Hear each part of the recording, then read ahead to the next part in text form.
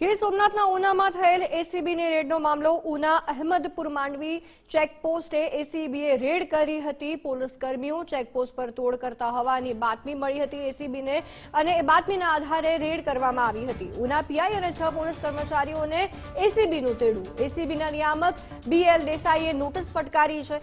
Una PI NK Goswami સહિતના 6 police કર્મીઓને notice ફટકારવામાં આવી છે। ઉના પીઆઈ એનકે ગોસ્વામી રજા પર ઉતરી જતા અનેક તર્ક વિતર્ક સર્જાઈ રહ્યા છે। આગામી દિવસોમાં ઉના પોલીસ બેડામાં નવા જૂનીના એંધાણ પણ વર્તાઈ રહ્યા છે। એસીબીએ દરોડા પાડતા પોલીસ કર્મીઓમાં નાસભાગ મચી ગઈ છે। પોલીસની ખાખી વર્દી બાવળના વૃક્ષ પર જોવા મળી હતી। એ દિવસે ચેકપોસ્ટથી એસીબીએ કથિત વહીવટદાર નિલેશને ઝડપી પાડ્યો હતો। નિલેશ એસીબી સમક્ષ પોપટ બની જતા પોલીસ કર્મીઓમાં ફફડાટ વ્યાપી ગયો છે। દ્રશ્યો આપ જોઈ શકો છો કેવી રીતના પોલીસની વર્દી એ દિવસે આ બાવળમાં જોવા મળી હતી। એસીબી દ્વારા રેડ પાડવામાં આવી હતી।